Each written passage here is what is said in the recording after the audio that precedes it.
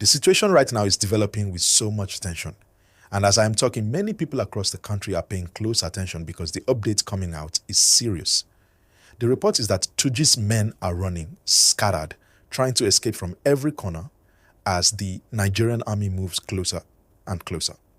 And honestly, when you hear the details of how the whole thing is unfolding, you will understand why this story is shaking the entire Northwest region.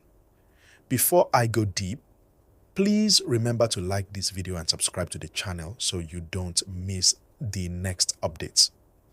The latest movement from the military has completely changed the game.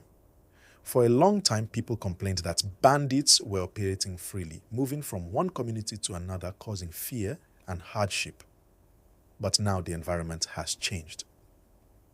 The pressure on Turji'S group is so strong that his fighters are abandoning hiding places they have used for years.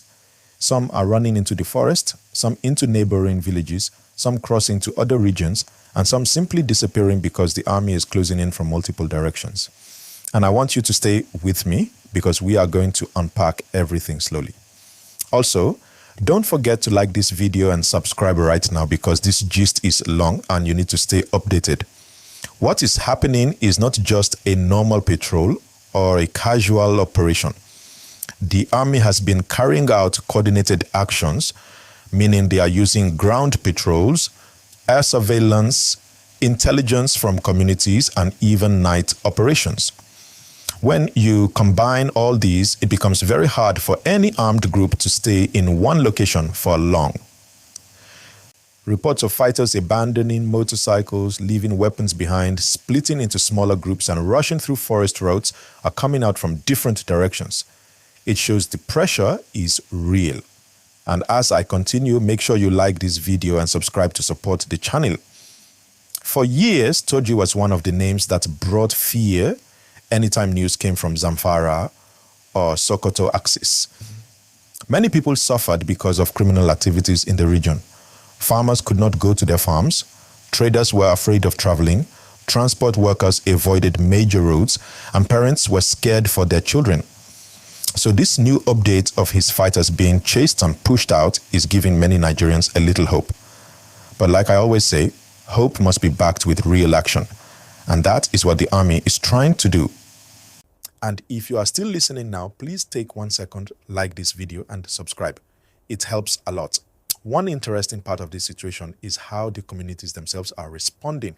When people see that soldiers are moving close, some communities become more confident to share helpful information. When criminal groups are strong, civilians fear speaking out. But now that some of these fighters are on the run, some locals feel more comfortable giving tips that guide the soldiers. Simple information like unusual movement in the forest, strange footsteps at night, smoke from a hidden camp, or suspicious motorbikes moving in groups can help the military narrow down their search. This cooperation is important for long-term peace. And as you stay with me, please hit like and subscribe. But we also must be careful with one thing. Even though Turji'S men are running, it does not mean the problem is over. When a major group is under pressure, the members sometimes scatter and cause small attacks in different locations. That means the security agencies need to track them carefully, block escape routes, and prevent them from joining other criminal groups. Because if they join with other violent groups, they can form another network that causes trouble later. This is why the operation cannot stop halfway. The pressure must continue until the entire network weakens. And again, if you are watching this gist, please like the video and subscribe so you don't miss the next updates. Now, let us talk about why this moment is very important. Many families in the Northwest have been displaced for years. Some people cannot sleep at home. Some lost their farms. Some lost their loved ones. For them, hearing that these armed groups are running gives them small encouragement. But for real recovery to happen, the government also needs to provide support for farmers, schools, humanitarian aid, and rebuilding communities. When soldiers finish one operation and leave, the area must not be abandoned. There has to be follow-up action. And please, as I continue, remember to like this video and subscribe. If you notice, anytime the military intensifies action, the criminals try to escape towards border areas, forests, or abandoned settlements. This is why the operation must be continuous and well coordinated. Some groups may try to hide in dark corners, some may disguise themselves as travelers, and some may even attempt to negotiate secretly. But this time, the military says they are tightening every gap. The goal is to protect civilians and remove the fear people have lived with for a long period. And while you are listening, tap like and subscribe. Now let us go deeper into the behavior of these fighters when serious pressure hits them. When their base becomes unsafe, they start splitting. The smaller groups are usually more disorganized and confused. They don't have many supplies. They lose communication, and they are more likely to make mistakes. This is when many of them leave behind evidence like weapons, charms, or documents. The army is using these materials to trace their movement routes and understand where they may be heading next. All this helps in predicting and blocking their escape patterns.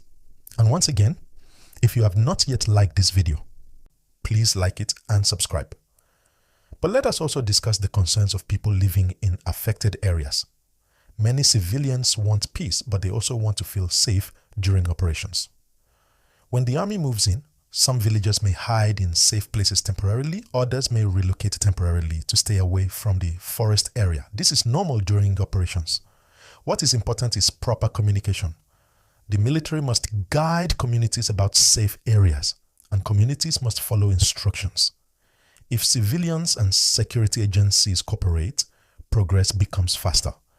Please keep liking this video and subscribe. Another interesting point is the psychological effect of this operation on remaining fighters. When the leaders are pressured, their morale drops. Some start thinking of surrendering. Others may abandon their weapons and run. When a criminal network feels cornered, it becomes harder for them to coordinate. This is exactly the time when the military needs to maintain pressure so the group cannot reorganize. And if you are enjoying this gist, please stop for a moment, like the video and subscribe before we continue. Now I want to paint a picture of how this chaos affects the day-to-day life of the fighters. Many of them survive on stolen food, forced levies, and illegal collections. But when soldiers block their roads, they suffer shortages. Some begin to argue within themselves, some escape out of fear, and some lose trust in their commanders. This internal confusion is one of the reasons the report says many of them are running. Losing safe ground means losing control. And trust me, when criminal networks lose control, that is an opportunity for the country to regain peace. Please like this video and subscribe if you haven't. Another major aspect is how intelligence plays a huge role. When communities, hunters, and informants provide tips, it becomes easier to identify suspicious routes. The army is not just walking blindly. They use information to move strategically. Night patrols, drone surveillance, and ground tracking all work together. And as this information builds up, the network becomes weaker. And please remember to like this video and subscribe to the channel because more updates are coming. Let me also explain one sensitive part clearly. Even though the soldiers are making progress, it does not mean they should relax. Criminal groups sometimes pretend to be weak just to regroup and strike back later. That is why these operations must be extended, reviewed, and continuously improved. If not, the same cycle may repeat. So the government, military, and local leaders must all stay alert. Please like this video and subscribe as we continue. The emotional side of this story is deep. Many families have been affected for years. Some are still waiting for their loved ones to return. Some are still rebuilding their homes. And many children in these regions have been unable to attend school. So news that Turji'S men are fleeing brings emotional relief. But healing will take time. And as we gist, please like and subscribe. I want to talk about the road network too. Many roads in the Northwest became dangerous in past years. People feared traveling early morning or late evening. But with this operation, there is hope that major routes can reopen safely.